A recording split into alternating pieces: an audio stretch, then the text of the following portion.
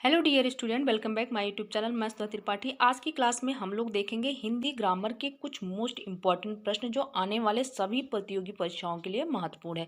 चलिए फिर ज़्यादा बात ना करते हुए प्रश्न स्टार्ट करते हैं। प्रश्न स्टार्ट करने से पहले यदि आप मेरे चैनल पे पहली बार आए हो, पहली बार विजिट कर रहे हो, तो मेरे चैनल को लाइक सब्सक्राइब जरूर कीजिएगा। बेल आइकन का बटन हिट करना मत भूलिएगा।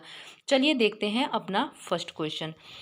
फर्स्ट क्वेश्चन है, ता वर्ग का उच्चारण स्थान है। ऑप्शन देख लीजिए। ऑप्शन ए है मूर्धा, ऑप्शन बी है दंत, ऑप्शन सी है ओष्ठ, ऑप्शन डी है कंठ। तो इसका सही आंसर होगा ऑप्शन बी दंत। ता वर्ग का उच्चारण स्थान क्या है? दंत है। दंत के अंतर्गत जितने भी वर्ण आते हैं वो ता वर्ग का उच्चारण स्थान होते हैं। त थ द ध ये सब क्या है? ता वर्ग के उच्चारण स्थान होते हैं। चलिए आगे प्रश्न देखते हैं। पा वर्ग का उच्चारण स्थान क्या है? अगला प्रश्न है, पा वर्ग का उच्चारण स्थान क्या है? ऑप्शन देख लीजिए। ऑप्शन ए है दंत, ऑप्शन बी है कंठ, ऑप्शन सी है ओष्ठ, ऑप्शन डी है मूर्धा। इसका सही आंसर होगा ऑप्शन सी ओष्ठ। पा वर्ग का उच्चारण स्थान क्या है? ओष्ठ है। पा वर्ग के अंतर्गत जितने भी वर्ण आते हैं उनका उच्चारण स्थान क्या है? ओष्ठ है। आगे प्रश्न देखते हैं। आगे प्रश्न है, चा वर्ग का उच्चारण स्थान क्या है? चा वर्ग का उच्चारण स्थान क्या है? ऑप्शन देख लीजिए। ऑप्शन ए तालु, ऑप्शन बी ओष्ठ, ऑप्शन सी कंठ, ऑप्शन डी इनमें से कोई नहीं। तो इसका सही आंसर होगा ऑप्शन ए तालु। चा वर्ग के अंतर्गत जितने भी वर्ण आते हैं उनका उच्चारण स्थान क्या है? तालु है। आगे प्रश्न देखते हैं। आगे प्रश्न है, वर्णों के समूह को क्या कहते हैं? ऑप्शन ए समूह शब्द, ऑप्शन बी संयुक्त शब्द, ऑप्शन सी वर्णमाला या ऑप्शन डी इनमें से कोई नहीं। तो इसका सही आंसर होगा ऑप्शन सी वर्णमाला। वर्णों के समूह को क्या कहते हैं? वर्णमाला कहते हैं। चलिए आगे प्रश्न देखते हैं। आगे प्रश्न है, छ त्र ज्ञ ये तीनों कौन सा व्यंजन है? छ त्र ज्ञ ये तीनों कौन सा व्यंजन है? ऑप्शन ए संयुक्त व्यंजन, ऑप्शन बी ऊष्म व्यंजन, ऑप्शन सी तावर्गीय, ऑप्शन डी इनमें से कोई नहीं। तो इसका सही आंसर होगा ऑप्शन ए संयुक्त व्यंजन। छ त्र ज्ञ क्या है? संयुक्त व्यंजन है। इसी तरह ऊष्म व्यंजन होते हैं। ऊष्म व्यंजन के अंतर्गत स श ह आता है और साथ में अंतस्थ व्यंजन के अंतर्गत य र ल व आता है। इस तरह संयुक्त ऊष्म और अंतस्थ व्यंजन होते हैं। आगे प्रश्न देखते हैं। आगे प्रश्न है, पुस्तक कौन सा शब्द है? आगे प्रश्न है, पुस्तक कौन सा शब्द है? ऑप्शन ए तद्भव, ऑप्शन बी तत्सम या ऑप्शन सी देशज या ऑप्शन डी विदेशज। इसका सही आंसर होगा ऑप्शन बी तत्सम। पुस्तक शब्द क्या है? तत्सम शब्द है।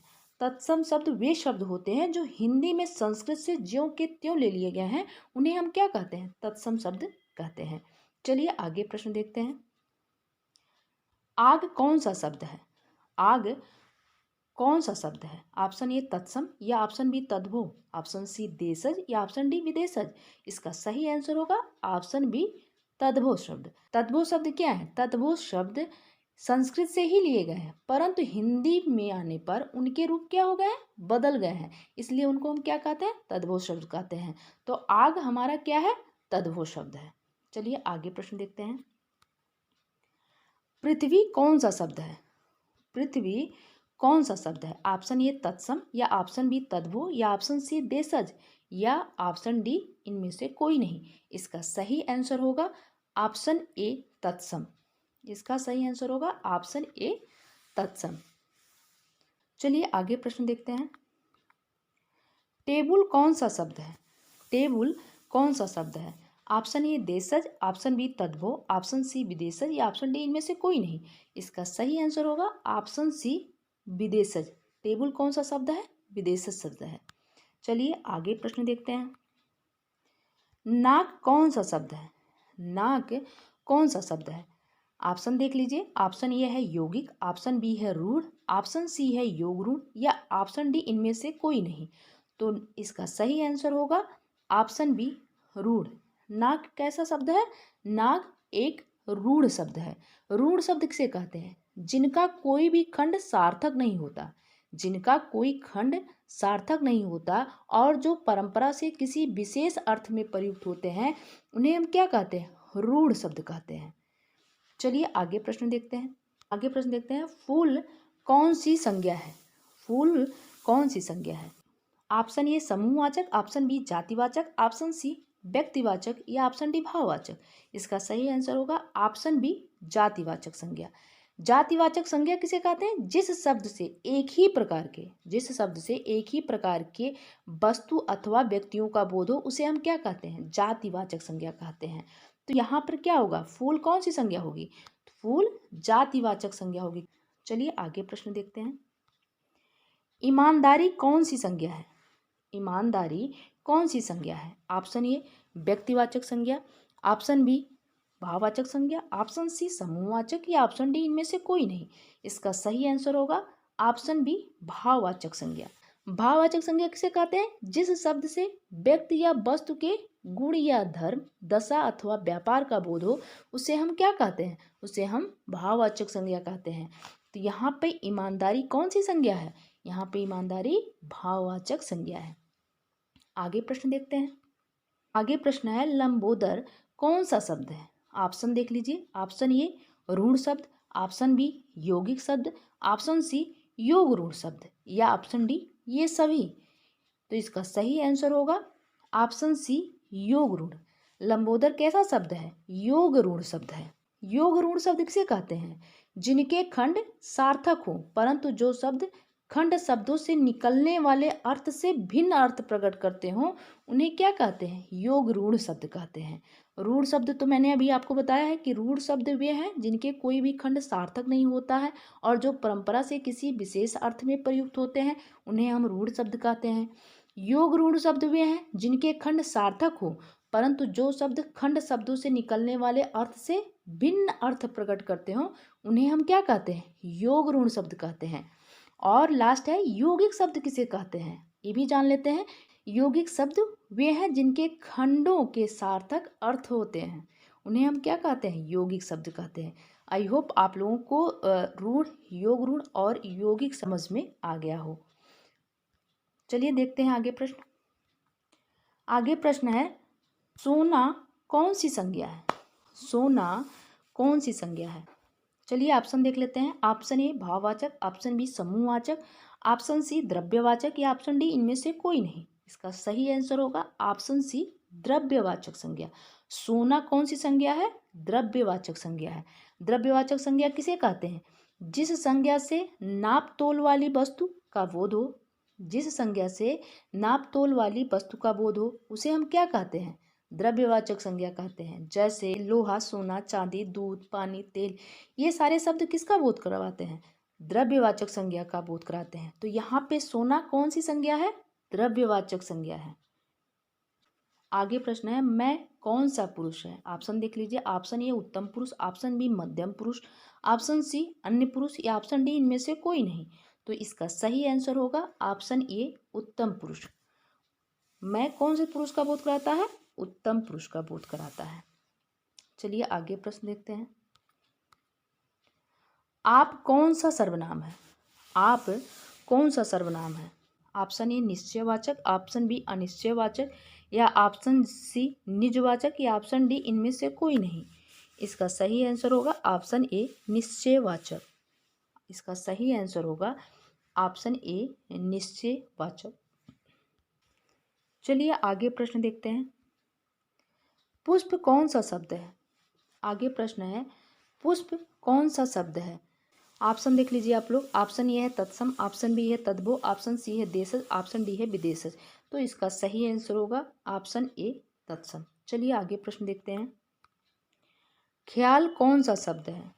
ख्याल कौन सा शब्द है? ऑप्शन ए देशज, ऑप्शन बी विदेशज, ऑप्शन सी तद्भव या ऑप्शन डी इनमें से कोई नहीं। इसका सही आंसर होगा ऑप्शन बी विदेशज। आगे प्रश्न देखते हैं। तेंदुआ कौन सा शब्द है? तेंदुआ कौन सा शब्द है? ऑप्शन देख लीजिए आप लोग। ऑप्शन ए है देशज, ऑप्शन बी है विदेशज, ऑप्शन सी है तत्सम, ऑप्शन डी है इनमें से कोई नहीं। इसका सही उत्तर होगा ऑप्शन ए देशज। चलिए आगे प्रश्न देखते हैं। प्रश्न नंबर 20 है गोल विशेषण है। ऑप्शन देख लीजिए। ऑप्शन ए है सार्वनामिक विशेषण, ऑप्शन बी परिमाणवाचक विशेषण, ऑप्शन सी गुणवाचक विशेषण, ऑप्शन डी इनमें से कोई नहीं। इसका सही आंसर होगा ऑप्शन सी गुणवाचक विशेषण। गोल क्या है? गुणवाचक विशेषण है। आगे प्रश्न देखते हैं। कोई विशेषण है। आगे प्रश्न है कोई विशेषण है। ऑप्शन ए परिमाणवाचक विशेषण, ऑप्शन बी सार्वजनिक विशेषण, ऑप्शन सी गुणवाचक विशेषण या ऑप्शन डी इनमें से कोई नहीं। इसका सही आंसर होगा ऑप्शन बी सार्वनामिक विशेषण। आगे प्रश्न देखते हैं। 23। नाक कौन सा लिंग है? नाक कौन सा लिंग है? ऑप्शन देख लीजिए आप लोग। इसका सही आंसर होगा ऑप्शन बी स्त्रीलिंग। स्त्रीलिंग किसे कहते हैं? जिस शब्द से स्त्री जात का ज्ञान हो उसे हम क्या कहते हैं? स्त्रीलिंग कहते हैं। चलिए आगे प्रश्न देखते हैं। समास कितने प्रकार के होते हैं? समास 6 प्रकार के होते हैं। समास कितने प्रकार के होते हैं? समास 6 प्रकार के होते हैं। चलिए आगे प्रश्न देखते हैं। आगे प्रश्न है नवयुवक कौन सा समास है? ऑप्शन देख लीजिए। ऑप्शन ए कर्मधारय समास, ऑप्शन बी बहुव्रीहि समास, ऑप्शन सी द्वंद्व समास या ऑप्शन डी द्विगु समास। इसका सही आंसर होगा ऑप्शन बी इसका सही आंसर होगा ऑप्शन ए कर्मधारय समास। चलिए आगे प्रश्न देखते हैं। आगे प्रश्न है प्रतिदिन कौन सा समास है? आप लोग ऑप्शन देख लीजिए। इसका सही आंसर होगा ऑप्शन सी अव्ययी भाव समास। इसका सही आंसर क्या होगा? अव्ययी भाव समास। और आपको मेरे चैनल पे समाज से रिलेटेड वीडियो देखने को मिल जाएंगे। यदि आप लोगों ने अभी तक नहीं देखा है तो प्लीज़ जाके ज़रूर वॉच कीजिएगा। आई होप आप लोगों ने ज़रूर देखा होगा, बट नहीं देखा है तो जाके वॉच कर लीजिएगा। आगे प्रश्न देखते हैं। देशभक्ति कौन सा समास है? ऑप्शन ए कर्मधारय समास, ऑप्शन बी तत्पुरुष समास, ऑप्शन सी द्वंद्व समास या ऑप्शन डी द्विगु समास। इसका सही आंसर क्या होगा? इसका सही आंसर होगा ऑप्शन बी तत्पुरुष समास। देशभक्ति कौन सा समास है? देशभक्ति है तत्पुरुष समास। आगे प्रश्न देखते हैं। नीलकंठ। आगे प्रश्न है नीलकंठ कौन सा समास है? नीलकंठ कौन सा समास है? ऑप्शन ए कर्मधारय समास, ऑप्शन बी बहुव्रीहि समास, ऑप्शन सी अव्ययी भाव समास, ऑप्शन डी तत्पुरुष समास। इसका सही आंसर होगा ऑप्शन बी बहुव्रीहि समास। चलिए आगे प्रश्न देखते हैं। पाप पुण्य कौन सा समास है? पाप पुण्य कौन सा समास है? आप लोग ऑप्शन देख लीजिए। इसका सही आंसर होगा ऑप्शन सी द्वंद्व समास। पाप पुण्य कौन सा समास है? द्वंद्व समास है। चलिए आगे प्रश्न देखते हैं। दोपहर कौन सा समास है? दोपहर कौन सा समास है? ऑप्शन ए तत्पुरुष समास, ऑप्शन बी कर्मधारय समास, ऑप्शन सी बहुव्रीहि समास या ऑप्शन डी द्विगु समास। इसका सही आंसर है ऑप्शन डी द्विगु समास। इसका सही आंसर क्या होगा? ऑप्शन डी द्विगु समास। आई होप आज के सारे प्रश्न आप लोगों के लिए यूज़फुल और हेल्पफुल हो आने वाले एग्ज़ाम के लिए। और यदि आप लोगों को सारे प्रश्न अच्छे लगे हों, यूज़फुल लगे हों तो प्लीज़ ज़्यादा से ज़्यादा शेयर कीजिएगा। सब्सक्राइब करके बेल आइकन का बटन ज़रूर हिट कीजिएगा। Thanks for watching.